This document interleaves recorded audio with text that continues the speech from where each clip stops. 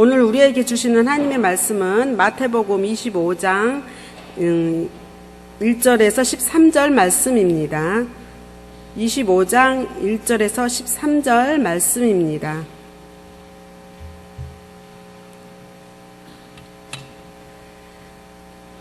그때 천국은 마치 등을 들고 신랑을 맞으러 나간 10 처녀와 같다 하리니 그 중에 5은 미련하고 5은 슬기 있는 자라.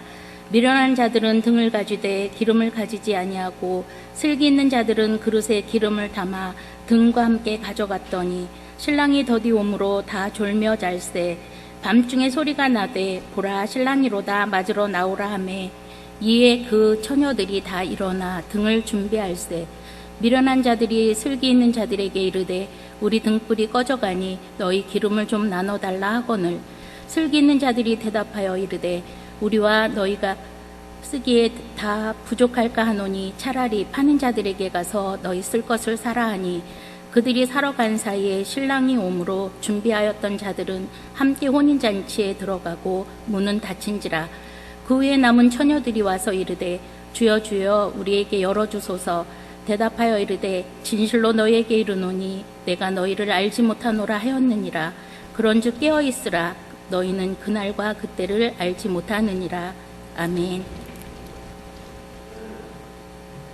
이제 오독한 목사님 나오셔서 깨어 준비하라는 제목으로 하나님의 말씀을 전해주시겠습니다.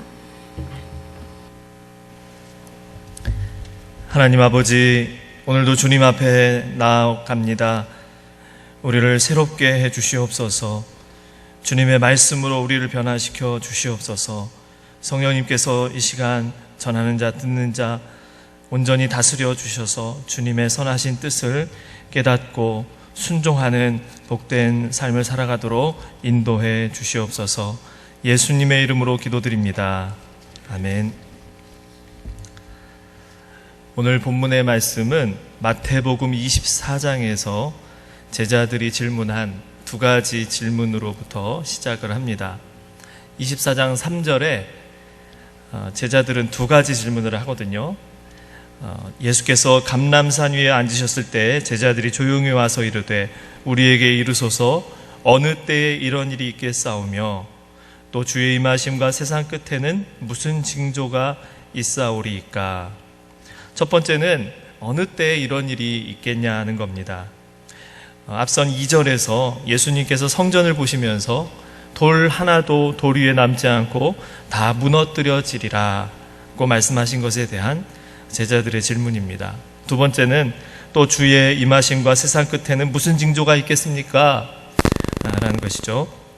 그래서 예수님은 첫 번째 질문에 대해서 24장 35절까지 성전이 무너지는 그날에 어떠한 징조가 있을 것인지를 말씀해 주십니다. 이러이러한 징조가 있을 텐데 이것을 잘 기억해둬라. 그날에 이런 일이 생기면 어디로 도망치고 이렇게 해라 라고 알려주셨습니다. 그런데 정말 그 실제 역사 속에서 예수님의 말씀을 기억했던 성도들이 예루살렘 성전이 무너졌던 그 주 70년 바로 그 전에 로마 황제의 죽음과 또 그것을 포위했던 군대 장관이 다시 돌아간 그 사이에 막간을 이용해서 예루살렘을 빠져나간 그 성도들은 살았다라는 이야기들이 또 있습니다. 자, 근데 두 번째 질문은 예수님께서 대답하신 그 내용이 25장까지 36절부터 25장까지 아주 긴 내용을 통해서 여러 가지 비유를 통해서 예수님께서 말씀하고 계시는 것을 우리가 볼 수 있습니다. 제자들의 관심은 이 성전 이거 무너진다는데 도대체 언제 무너진다는 거야. 아마 이 성전이 무너지는 것과 세상 끝 비슷하게 같은 시기에 일어날 것으로 생각했을지 모릅니다. 그런데 예수님은 그 일은 너희가 살아있을 때 생전에 일어날 것이다 라고 말씀하시면서 36절부터 그날과 그때, 단수형인데요, 그날과 그때, 그 어떤 시각, 그 시각에 대해서 말씀하시면서 많은 분량을 할애해서 제자들에게 설명하고 계십니다. 유대인들의 관점은 눈앞에 보여지는 어떠한 것이겠지만 예수님은 마지막 날에 관심이 있으신 거예요. 유대인들은 우리의 구원, 우리 민족의 구원에 관심이 있는데 예수님은요, 온 인류의 구원을 염두에 두고 그 생전의 사역을 감당하셨던 것입니다. 이것이야말로 중요한 이야기죠. 그래서 여러 비유들을 통해 설명하시면서 그 당시에 들었던 제자들뿐만 아니라 앞으로 주님의 다시 오심을 기다리는 수많은 성도들, 그들도 이 말씀을 기억하면서 준비하기를 원하셨을 거예요. 예수님이 세상의 종말에 대해 가르치시면서 핵심으로 삼았던 교훈이 뭡니까? 24장, 마태복음 24장 36절 읽어보겠습니다. 시작. 그날과 그때는 아무도 모르나니 하늘의 천사들도 아들도 모르고 오직 아버지만 아시느니라. 그날과 그때는 아무도 모른다는 겁니다. 이 말씀은 오늘 읽었던 본문에서도 같이 똑같은 내용으로 말씀하고 계시죠. 25장 13절 또 같이 읽겠습니다. 시작. 그런즉 깨어있으라. 너희는 그날과 그때를 알지 못하느니라. 예수님께서 생전에도 말씀하셨고 승천하시면서도 말씀하셨습니다. 내가 곧 올 것이다. 그런데 예수님의 재림을 기다리는 성도들은 계속해서 질문하는 거예요. 서로에게, 지도자들에게 질문하는 겁니다. 예수님 도대체 언제 오시는 거냐고. 이 질문은 예수님 당시 예수님을 기다렸던 제자들, 성도들뿐만 아니라 오늘날도 계속되는 질문이죠. 세상이 이렇게 악해져 가는데 예수님 언제 재림하셔서 이 세상을 심판할 것인가? 세상의 타락은 점점 깊어져 가고 정말 하나님의 심판이 아니면 정화될 수 없는 이 시대를 우리가 살아가고 있는 것을 느끼지 않습니까? 누군가 속 시원하게 말해줬으면 좋겠어요. 근데 예수님의 말씀은 뭐예요? 그날과 그때는 너희들이 알지 못한다는 거예요. 오늘 본문에서도 24장 후반부에서 말씀하신 것 같이 그날과 그때는 아무도 알 수 없다고 했습니다. 심지어는 예수님도 모르신다고 했어요. 오직 아버지만 하신다고 했습니다. 그렇다면 우리는 세상의 종말에 대해서 먼저 어떻게 예수님의 말씀을 이해해야 할까요? 그날과 그때 우리가 알지 못하는데 그래도 그냥 모른다고 가만히 있을 수는 없잖아요. 어떻게 하면 세상의 종말을 이해하면서 준비할 수 있을까요? 세상의 종말, 예수님의 재림, 이것을 기다리는 모든 사람들이 다 구원받는 것은 아니다. 이 사실을 우리는 알아야 됩니다. 오늘 이 비유의 말씀에는요, 미련한 5처녀와 슬기 있는 5처녀가 등장하고 있습니다. 10명의 처녀들은 당시 그 이스라엘 결혼 문화를 봤을 때 아마 신랑의 집 여종들일 것으로 보입니다. 그 당시 결혼식 문화를 보면요, 신랑의 집에서 밤에 잔치를 한다고 합니다. 그러면 신랑이 신부 집에 가서 처가에 지참금을 두둑하게 주고 데리고 오는 거예요. 데리고 와서 신랑 집에서 혼인 잔치를 여는 겁니다.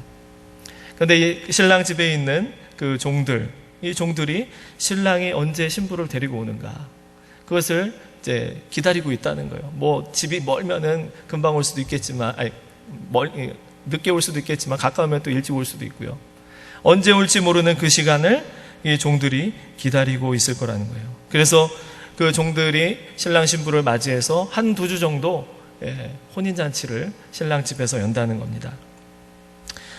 아마도 이 10명의 처녀들은 신부가 언제 올 것인가, 그것을 기다리면서 대기하고 있는 그러한 종들을 10명의 처녀들로 볼 수가 있습니다.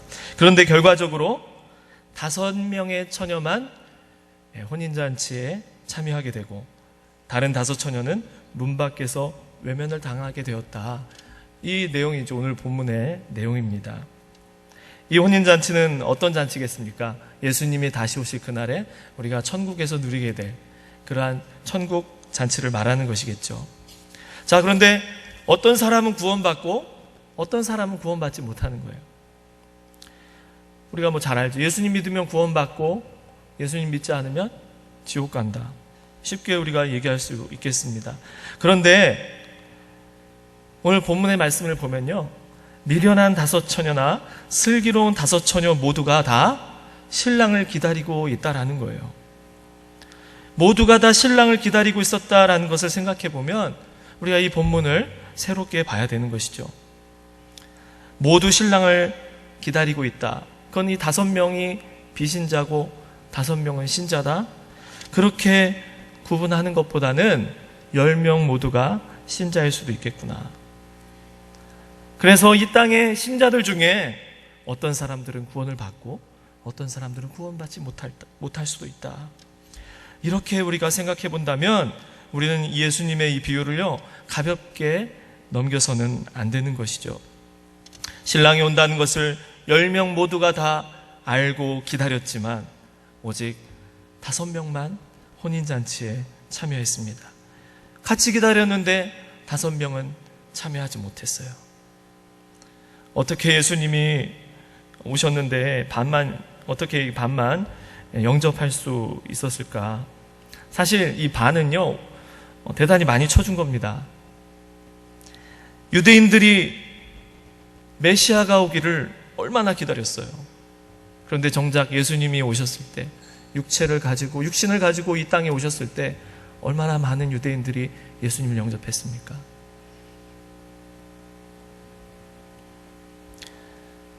마태복음 앞부분에서요, 산상수훈에서 그 당시 유대인들의 상태를 예수님께서 말씀하고 있는 부분이 나옵니다. 우리 마태복음 7장 21절부터 23절까지 같이 읽겠습니다. 시작. 나더러 주여 주여 하는 자마다 다 천국에 들어갈 것이 아니요 다만 하늘에 계신 내 아버지의 뜻대로 행하는 자라야 들어가리라. 그날에 많은 사람이 나더러 이르되 주여 주여 우리가 주의 이름으로 선지자 노릇하며 주의 이름으로 귀신을 쫓아내며 주의 이름으로 많은 권능을 행하지 아니하였나이까 하리니 그때 내가 그들에게 밝히 말하되 내가 너희를 도무지 알지 못하니 불법을 행하는 자들아 내게서 떠나가라 하리라. 주여 주여 하는 이 사람들, 여러분 얼마나 억울합니까? 이들이 어떤 사람이에요? 사역자들이잖아요. 선지자 노릇하면서 귀신도 내쫓고 소위 주의 이름으로 사역하는 사역자들인데 주님이 마지막에 뭐라고 하신다고요? 내가 너를 모른다라는 겁니다. 얼마나 억울하겠습니까? 10명의 처녀들이 같이 기다렸는데 다 들어갈 수 없다는 거예요. 신랑이 말하잖아요. 12절에 내가 너희를 알지 못하느니라. 주님의 재림을 기다린다고 다 구원받는다는 것이 아니라는 거예요. 여러분, 그렇다고 주님의 재림을 기다린다고 세상과 담을 쌓고 세상과 단절해야 될까요? 신랑이 더디 온다고, 생각보다 늦게 온다고 잠도 자지 말고 그러라는 걸까요? 그건 아닌 것 같습니다. 우리는 우리의 일상생활 중에서 우리의 삶 속에서 최선을 다하며 살아갈 때 주님을 영접할 수 있다고 말씀하고 있습니다. 24장 말미에도 최후의 종말에 대해 비유하시면서 그때 맞이하는 사람들은 다 어디에서 재림을 맞이하냐? 밭에서 일을 할 때, 또 밥을 만들기 위해서 밥해 먹으려고 맷돌질을 하는 중에 주님을 영접한다는 거예요. 시한부 종말론이 이런 문제점이 있습니다. 집 팔고 땅 팔고 재산 다 팔아서 어디로 가요? 산속으로 가는 거예요. 92년도 다미선교회 때 제가 고등학생 때였는데요. 초기에 막 회개운동을 막 하는 거 보고 참 이 사람들 진짠가? 그런 생각을 했습니다.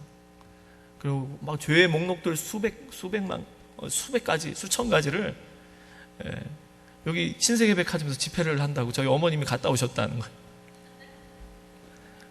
그걸 보고 제가 진짜 주님이 진짜 이때 오실려나? 근데 제가 고등학교에서 열심히 기도하고 또 공부하는 가운데서 이 선교회 소식을 들은 거죠. 날짜를 정해놨고 그 다음에 재산 다 팔고 산속에 들어가서 기도원에서 주님이 오실 그날을 이제 그 시각을 막 기다리는 거예요. 그 얘기를 듣고 이거 좀 아닌 것 같다, 그런 생각이 들었던 적이 있습니다. 10명의 여종들이요, 잠을 다 잤어요. 졸았어요. 졸리니까 잠을 자야죠. 잠을 못 자고 기다린 건 아닙니다. 그런데요, 밤중에 큰 소리가 났어요. 이때 깨어났습니다. 다. 여기에서의 잠은 게으름을 의미하는 것은 아닌 것 같습니다. 졸리니까 잠잘 수 있어요. 그런데 정말 신랑이 왔다는 소식을 들었어요. 신랑이 왔다, 맞으러 나가자. 누군가 먼저 발견한 사람이 나간 겁니다. 얘기한 거예요. 10명 모두 맞으러 나갔습니다. 그런데 문제가 생겼어요. 무슨 문제입니까? 오랫동안 기다려서 그런지 기름을 거의 다 써버린 사람들이 있는 거예요. 그런데 10명의 사람들이 다 같은 등을 준비했다면 다 거의 다 소진했을 것 같아요. 한밤중에 왔으니까. 그런데 어떤 사람들은요, 기름이 부족하지 않았다는 거예요. 기름을 더 준비했기 때문에 수시로 가득 채워서 어느 한밤중에 오더라도 새벽에 올지라도 끊어지지 않도록 준비했기 때문에 신랑을 영접할 수 있었다는 것입니다. 예수님께서 이 비유의 말씀을 하신 이유가 있습니다. 이 비유를 처음 말씀하시면서 1절에서 이렇게 말씀하셨어요. 우리 1절 같이 읽어보겠습니다. 시작. 그때 천국은 마치 등을 들고 신랑을 맞으러 나간 10처녀와 같다 하리니. 천국에 대해서, 하나님의 나라에 대한 이제 마태복음의 표현이죠. 천국, 하나님 나라를 이렇게 나는 비유하고 싶다. 하나님의 나라는요, 하나님이 다스리시는, 하나님이 통치하시는 나라입니다. 공의와 정의와 사랑으로 다스리시는 나라입니다. 예수님이 이 종말의 때, 재림의 때를 설명하시면서 10처녀의 비유를 말씀하시고, 또 이것은 하나님 나라와 같다라고 말씀하시는 거예요. 그래서 이 10처녀 이야기는요, 하나님의 나라를 설명하고 있는 것이죠. 하나님의 나라는 하나님의 통치를, 다스림을 받는 나라입니다. 하나님의 다스림을 받는다는 것은 무엇이겠습니까? 하나님이 의도하신 바를 올바로 알고 그 뜻에 순종하며 살아가는 것, 그것이 바로 하나님의 다스림을 받는 것이겠죠. 그런데 그 당시, 예수님 당시 유대인들은 어떻게 생각했습니까? 주님, 율법에 이렇게 말씀했습니다. 사람을 살인하지 말라. 저 살인 안 했으니까 의로운 자입니다. 뭐 회개할 게 뭐 있습니까? 나는 의롭습니다. 근데 예수님이 뭐라고 말씀하세요? 형제를 미워하는 것, 내 마음에 형제를 미워하는 것이 죄다.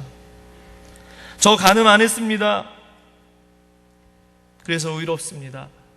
예수님이 말씀하십니다. 야, 네 마음에 음욕을 품은 것. 하나님이 이 율법을 주신 의도가 뭐예요? 이만큼 하면 된다, 그건가요? 이 율법을 주신 하나님의 그 성품이 무엇인지를 우리가 알아야 되는데, 이 정도만 하면 되는구나, 이 정도만 하면 돼, 그럼 난 의로운 자야, 그걸 분별하라고 그 율법을 주신 건가요? 그렇지 않다는 겁니다. 하나님은 우리의 마음의 동기를 감찰하시는 분이세요. 결과적으로 들켰다 안 들켰다, 그게 아닌 것입니다.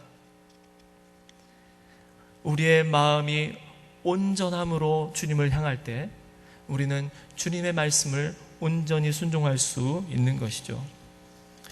요즘 시국의 국민들이 분노하는 이유가 있습니다. 지도자들이 법을 이야기하면서요, 이렇게 얘기해요. 이 정도는 불법이 아니야, 나는 모릅니다 하면서 막 해명하고 변명합니다. 이러한 것에 분노하는 거잖아요. 그 죄악의 동기와 결과의 심각성을 대수롭지 않게 생각하는 거예요.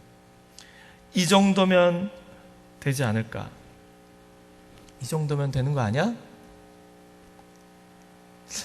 이게 바로 이 미련한 5처녀가 가졌던 마음의 태도가 아닐까요? 이만큼 준비하면 되겠지, 이만큼만 하면 되는 거 아니야? 하면서 신앙생활하는 것. 과연 이러한 태도로 주님의 재림을 기다린다면 우리는 미련한 5처녀와 같이 주님으로부터 내가 너를 모른다, 이 말씀 듣지 않을 거라고 누가 장담할 수 있습니까? 그래서 우리는 이 슬기로운 5처녀, 이 5처녀의 태도와 마음가짐이 무엇인지를 알아야 되죠. 우리 3절, 4절 한번 더 읽어보겠습니다. 3절, 4절 시작.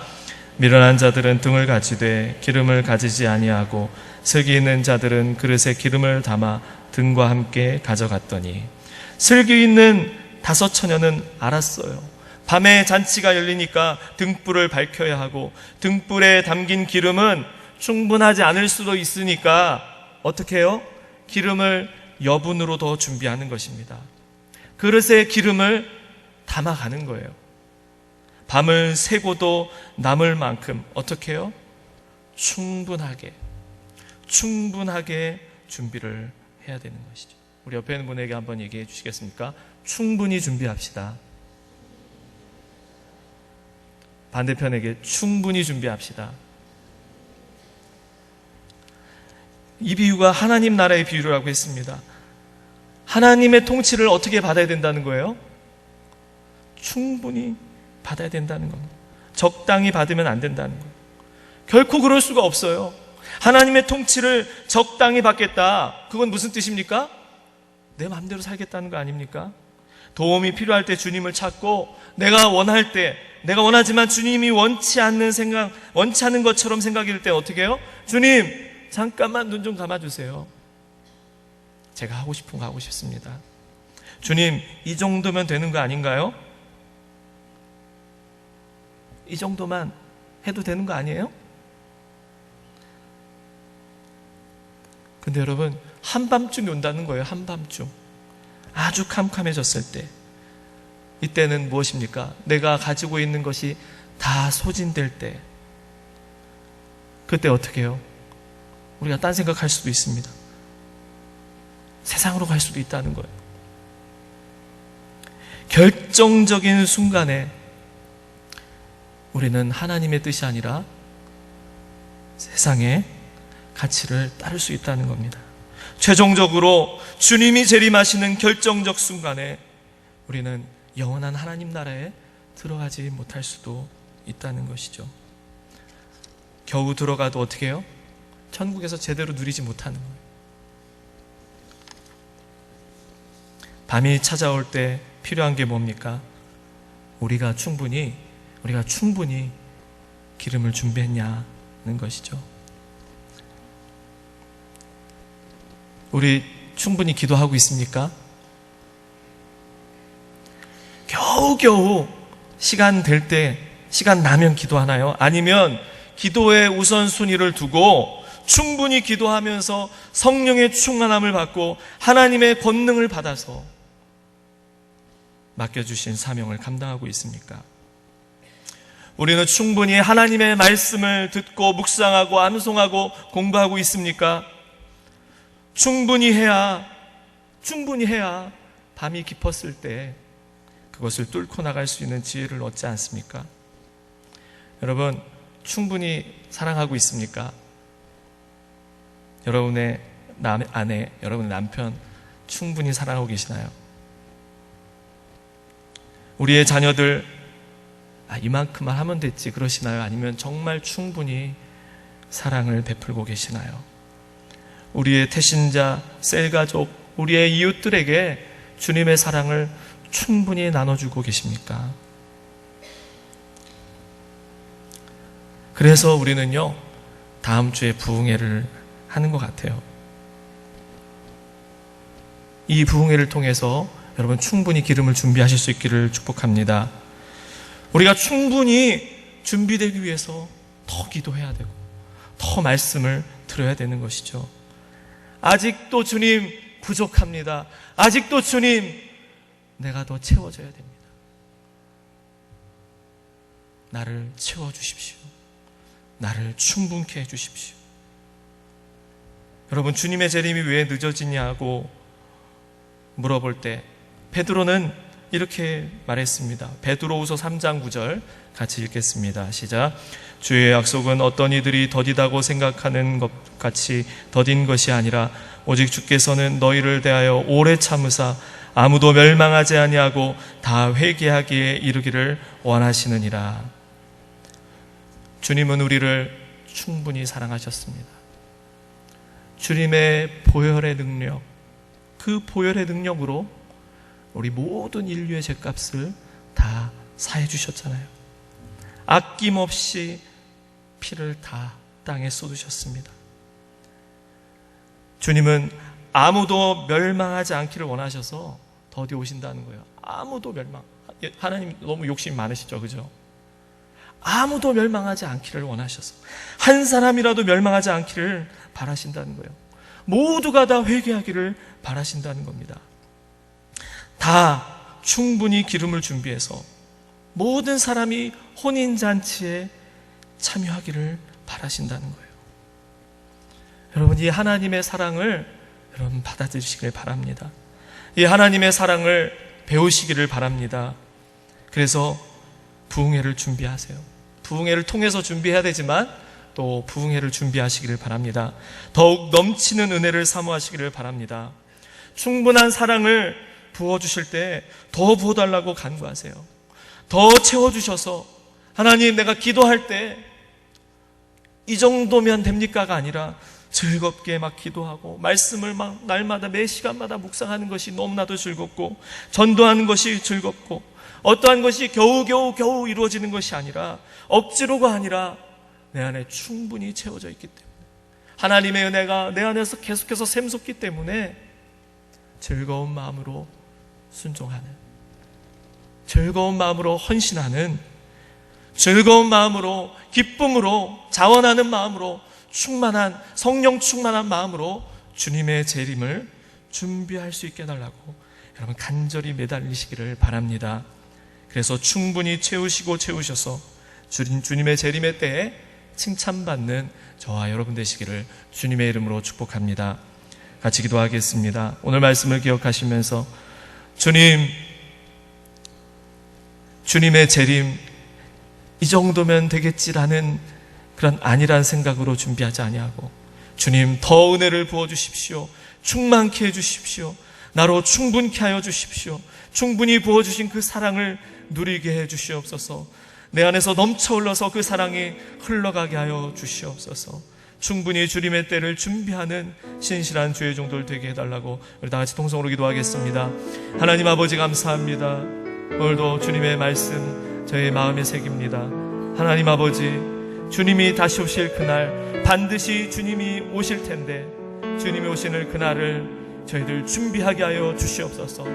그냥 이 정도면 되겠지라는 그러한 게으른 생각이 아니라 하나님 깨어 기도하며 더 주님의 은혜를 갈구하며 사모하며 주님 앞에 더 간절한 마음으로 나아가 주님 채워주시옵소서. 갈급합니다. 주님 더 채워주시옵소서.